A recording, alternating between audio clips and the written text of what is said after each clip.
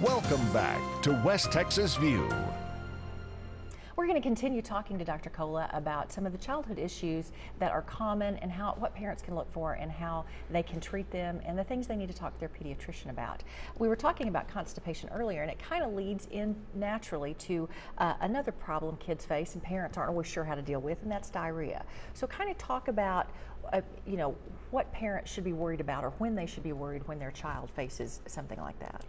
Diarrhea is, again, as it comes down to constipation, everything is inconsistency. So if you have more number of stools and if it is loose stools as compared to having a daily bowel movement, that is defined as diarrhea. Now, as we talked about constipation, we also have certain rules that we have to follow for diarrhea. If a kid has diarrhea, definitely, and I think 100% of pediatricians agree that we do not stop the diarrhea, because it's important to find out what's the cause. And most of the time it is the viral cause. Viruses are very good friends of pediatricians and a pediatric age group. So they kind of affect your respiratory system and your GI system. So when you have a diarrhea and the mom is really worried that she's having consistently like 10, 12 stools, we only tell the mom, is the patient active? Is he able to talk, able to drink, able to move around? As long as you're doing your daily activity, do not bother to interfere with the diarrhea. Let it work itself through. Yes, you do not stop the diarrhea, because any medication that you do, diarrhea is a process, it's a protective process. Your body is trying to get rid of the dirt by getting rid of these stools. And if you stop it, there's possibility that you can have an infection inside your bowel, so you don't want to do that. So we don't stop diarrheas. But again, there are red flags, like if the patient has diarrhea with vomiting, that's one thing we want to worry about, because there is no intake, absolutely no intake, because the patient is losing water in two ways, in and out, from above and below. So that's when you have to bring them to a pediatrician and say, hey, this is happening and how do I prevent this? So usually, again, the viral causes are self-limiting. The only problem with virus is the parents, because they don't have the patience. You have to have the patience. Right. So it's just the time factor, and I believe in this current modern world, nobody has time and everybody wants magic. Medicines have to be working like magic for them. Yeah. So that's the only issue. So there's really no reason to take medication for most diarrhea. Most of the diarrhea, you don't have to take medication. Are there dietary things that people can do to prevent it or lessen it? Right. Initially, in the good old days, they said something called as brat diet, but we don't restrict. If the baby has the diarrhea or a child has diarrhea, continue with what you are giving every day. So the routine meals will be fine. But definitely, I will stay away from the fried foods or Kentucky chicken or stuff like that. And I would definitely avoid juices, because juices is something which make the diarrhea even worse. It makes what we call as osmotic diarrhea. It kind of takes away all the water, and instead of having water in your body, it flushes it out. So sodas and juices are a big no-no for diarrhea. But again, oral rehydration syrup and Pedialyte and sometimes even Gatorade can help for older children, and of course water. And please do not take tea or lemonade, stuff like that, because it kind of irritates your belly again, and you kind of have more diarrheas and stools. So it's not recommended. So as far as prevalence in children, if they start having episodes of either constipation or diarrhea on a fairly regular basis, is that a sign that maybe something else is wrong?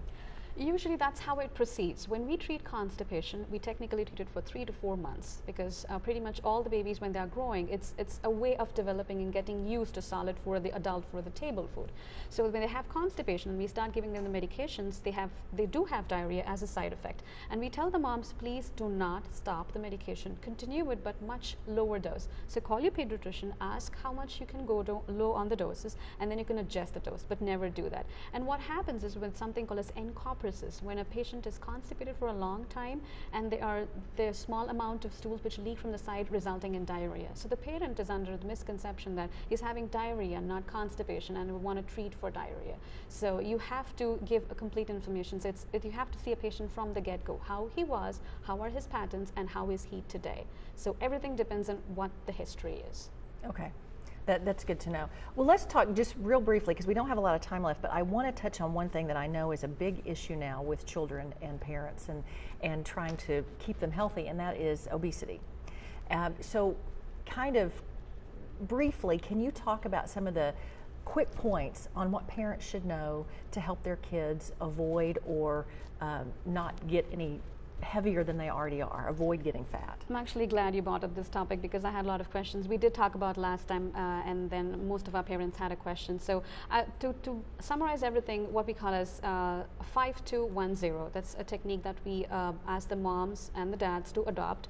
Again, because if you as a parent are eating junk and you expect your baby to eat good, is not fair on their part. So the diet or the control of the obesity starts from the parent. So oftentimes parents get annoyed that the pediatrician is targeting them instead of their patient, because the patient is the problem because of them. So it starts from as a family. So I would suggest the 5-2-1-0 is at least 5 servings of fruits and vegetables a day.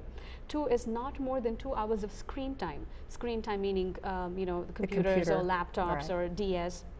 At least 1 hour of physical exercise. Now this exercise doesn't mean you take 10-minute break and you count it up to 1 hour. No, it's a complete 1 hour of aerobic exercise, meaning you have to sweat at the end of that exercise.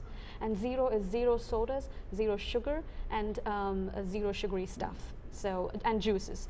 Usually the American Academy of Pediatrics says not more than 4 ounces of juice every other day for a kid who's overweight. So I would probably jot it down to maybe 2 times a week, that's it. So 0 sugars, sodas, and juices. And 5-2-1-0, this, if you can follow this thing, at least for 6 weeks, you can see a tremendous decrease in the way you are. It makes you feel much healthier and also lose weight.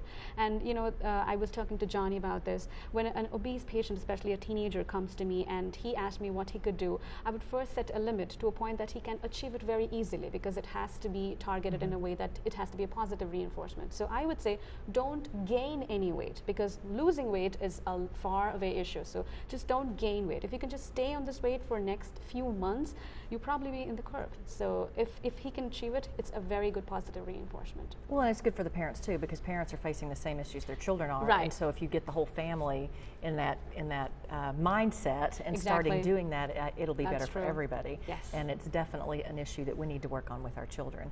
Before we close, I would like to spend just a few minutes talking about the Texas Tech program as a whole, and just briefly kind of remind everybody out there what the Texas Tech program has to offer. I would like to remind everybody that Texas Tech is here to help everyone as a family. We're here to take care of your kids as a mom, a dad, parent. They can go to our internal medicine department. Your children can come to a pediatric department, and older individual can go to geriatrics. So starting from 0 to 100, we take care of everybody. So everyone is welcome to Texas Tech.